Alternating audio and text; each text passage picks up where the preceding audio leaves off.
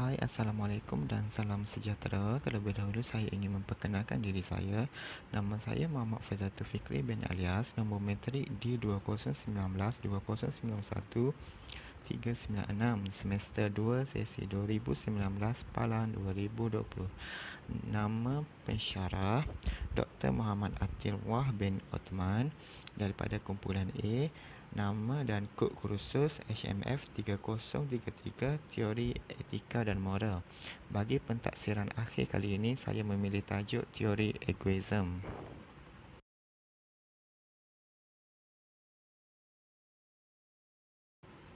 Pengenalan kepada teori egoism. Dalam teori egoism adalah salah satu teori etika yang berkonsep bahawa semua manusia sentiasa mengambil tindakan demi kepentingan diri sahaja. Menurut teori ini, semua tindakan yang kita mengambil haruslah membawa faedah kepada diri sendiri dan mengelakkan yang akan merugikan diri sendiri.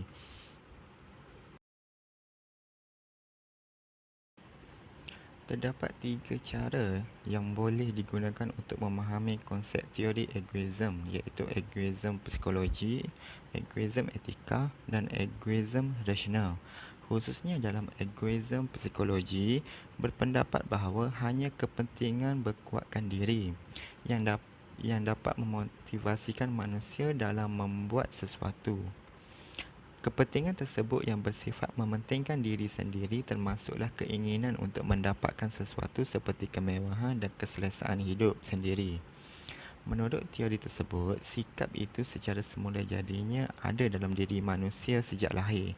Segala tindakan altruisme itu hanya merupakan ilusi dan pada hakikatnya individu yang mengorbankan diri itu juga akan dapat faedah. Sebab itulah tindakan altruisme selalu dipersoalkan dan dibandingkan dengan egoism psikologi.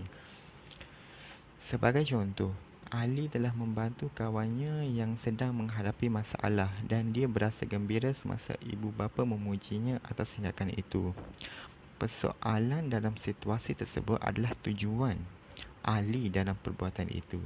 Adakah Ali betul-betul bertindak demi kepentingan kawannya sahaja atau kepujian dan perasaan berpuas hati itu juga menjadi motifnya?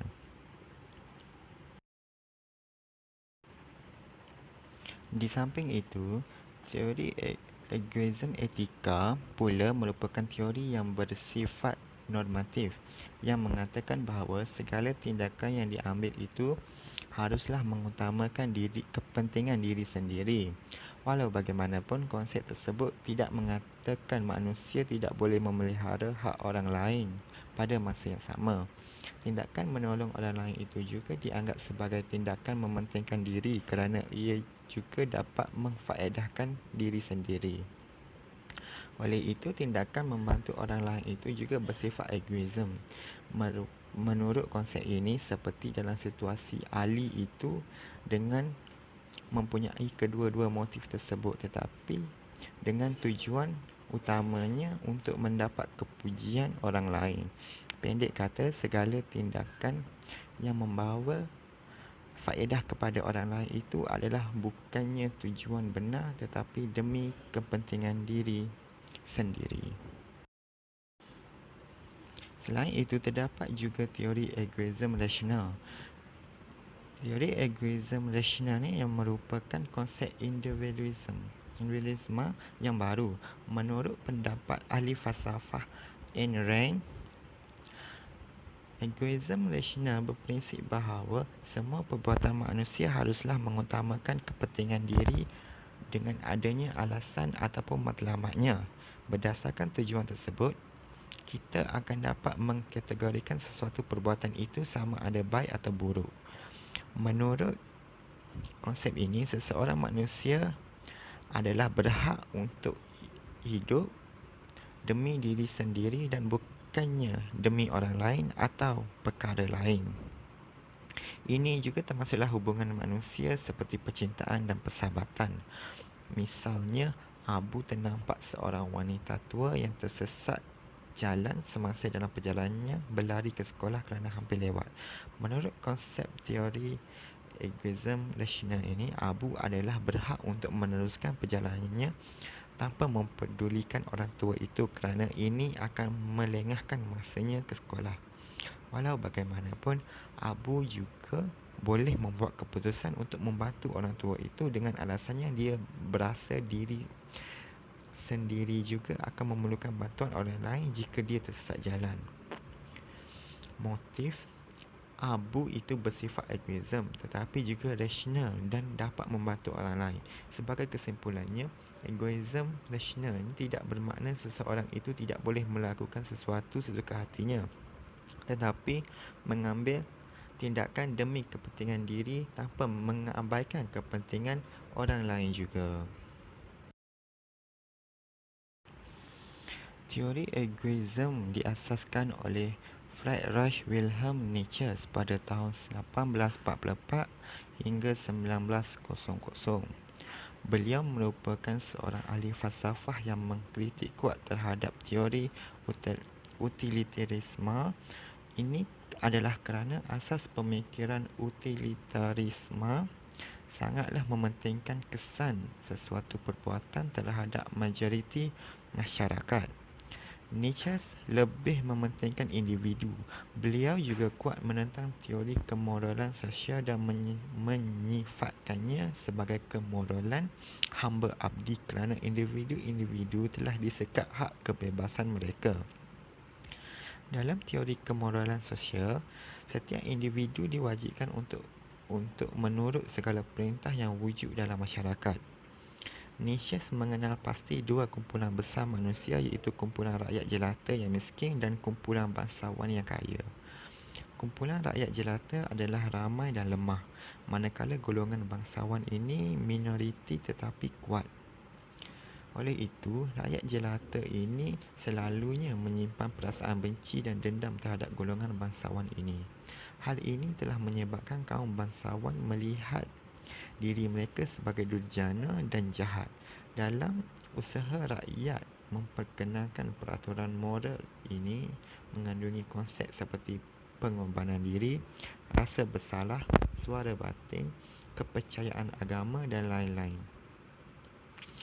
Bagi Nietzsche, mencipta Tuhan atau menyedarkan wujudnya Tuhan dan agama yang melindungi golongan rakyat ini adalah hasil daripada pemberontakan. Jadi, rakyat berjaya menjadikan etika dan kemoralan yang salah itu menjadi benar yang berpunca daripada perundangan Tuhan. Jadi, sesuatu tindakan itu mesti menguntungkan diri. Nietzsche ialah seorang egois yang mahu melihat kaum bangsawan untuk berkembang dan menjadi tuan kepada kod etika, peraturan dan undang-undang moral. Menurut ahli falsafah Adam Smith pada tahun 1723 hingga 1790 mengatakan bahawa semua orang mengejar kepentingan diri mereka sendiri adalah cara terbaik untuk menggalakkan baik umum. Hujah ini dipopularkan oleh Bernard Mendeleev pada tahun 1670 hingga 1733 dalam puisinya The Fable daripada Lebah dan oleh Adam Smith pada tahun 1723 hingga 1790 dalam kerja-kerja perintis pada ekonomi The Wealth of Nations. Dalam petikan terkenal, Smith menulis bahawa apabila individu tunggal mendeli meneruskan kepuasan hawa nafsu mereka sendiri sia-sia dan tidak pernah puas, mereka tidak sengaja seolah-olah yang diketuai oleh tangan yang tidak kelihatan. Manfaat masyarakat secara keseluruhannya. Keputusan ini gembira datang kira-kira kerana orang ramai umumnya adalah hakim-hakim yang terbaik daripada apa yang ada dalam kepentingan mereka sendiri, dan mereka lebih bermotivasi untuk bekerja keras untuk memanfaatkan diri mereka daripada untuk mencapai apa-apa matlamat lain. Bantahan jelas kepada hujah ini, walaupun adalah bahawa ia tidak benar-benar menyokong egoisme etika, ia menganggap bahawa apa yang benar-benar penting adalah kesejahteraan masyarakat secara keseluruhannya, baik umum. Ia kemudian mendakwa bahawa cara terbaik untuk mencapai matlamat ini adalah untuk semua orang melihat keluar untuk diri mereka sendiri. Tetapi jika ia tidak boleh membuktikan bahawa sikap ini tidak sebenarnya menggalakkan baik umum, maka orang-orang yang memajukan hujah ini mungkin akan berhenti menyokong egoisme. Mengorbankan kepentingan diri sendiri untuk kebaikan orang lain menafikan nilai asas kehidupan sendiri kepada diri sendiri. Ini seolah-olah jenis hujah yang dikemukakan oleh Ayn Rand, eksponen terkemuka objektivisme dan pengarang The Fountainhead dan Atlas Shrugged, mengadukan bahawa tradisi moral Yahudi Kristian yang merangkumi atau telah dimasukkan ke dalam liberalisme moden dan sosialisme menolak etika altruisme. Altruisme bermaksud meletakkan kepentingan orang lain sebelum anda sendiri. Ini adalah sesuatu yang kita secara rutin dipuji kerana lakukan, digalakkan untuk dilakukan, dan dalam keadaan tertentu walaupun dikehendaki berbuat. Contohnya semasa kita membayar cukai untuk menyokong mereka yang memerlukan. Menurut Rand, tidak ada orang yang mempunyai apa-apa hak untuk mengharapkan atau permintaan yang saya membuat apa-apa pengorbanan demi orang lain daripada diri saya sendiri. Satu masalah dengan hujah ini adalah bahawa ia seolah-olah menganggap bahawa terdapat umumnya konflik antara mengejar kepentingan diri dan membantu orang lain. Malah, walaupun kebanyakan orang akan mengatakan bahawa kedua-dua matlamat tidak semestinya bertentangan sama sekali, banyak masa mereka memuji antara satu sama lain.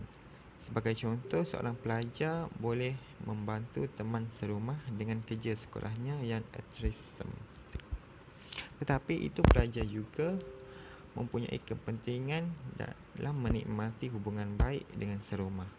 Dia tidak boleh membantu sesiapa jua dalam semua keadaan, tetapi dia akan membantu jika pengorbanan yang terlibat tidak terlalu besar. Sebahagian besar daripada kita berkelakuan seperti ini, mencari keseimbangan antara egoisme dan pemurah. Kebaikan atau kekuatan teori egoisme ini ialah egoisme dapat membantu dalam mencapai matlamatkan diri. Selain itu, egoisme juga membantu sesuatu tanpa bantuan orang lain. Kepuasan kendiri dapat dicapai dan akhir sekali dapat membantu dalam membina keyakinan dan prinsip kendiri yang kuat.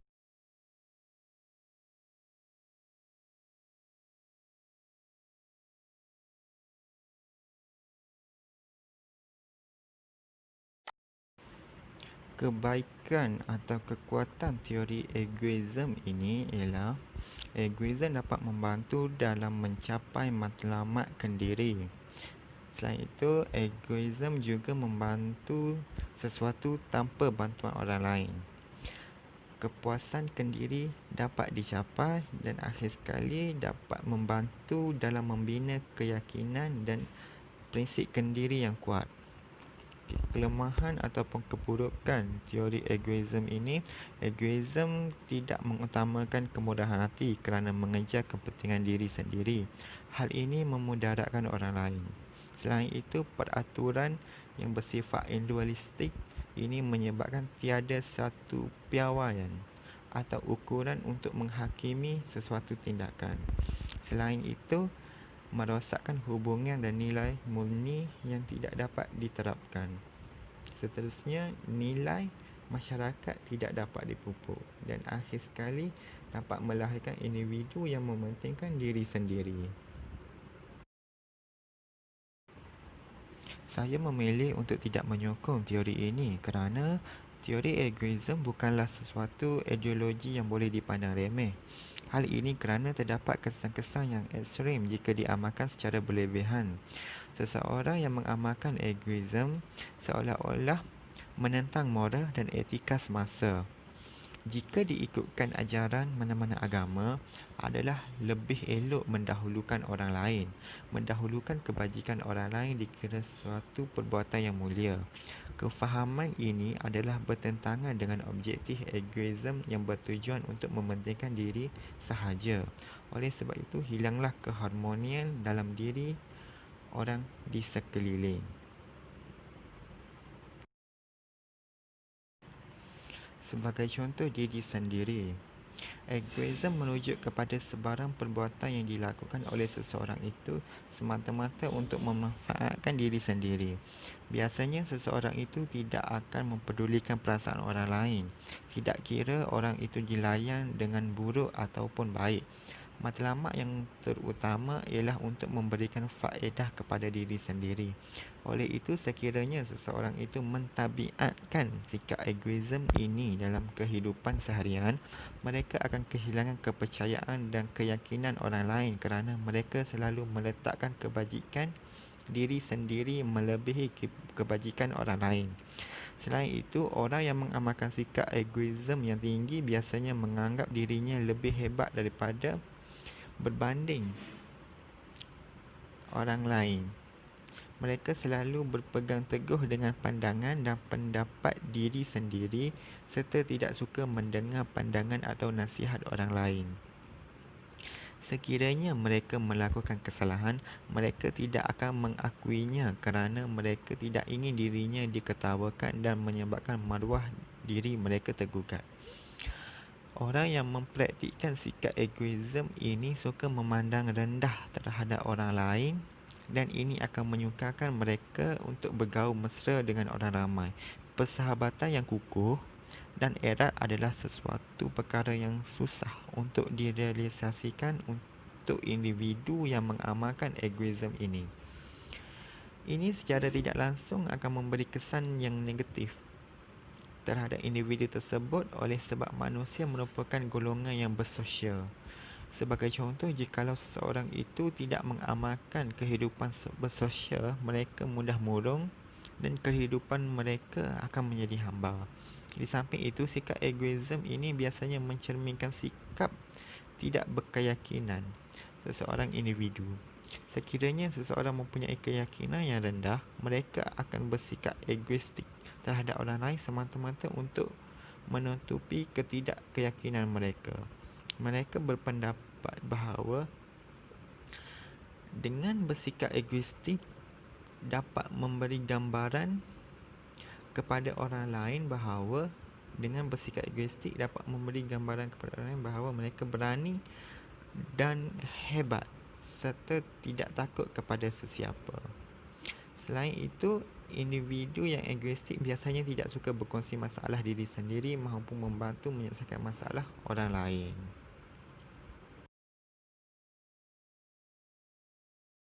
Okey, sekian daripada saya. Terima kasih.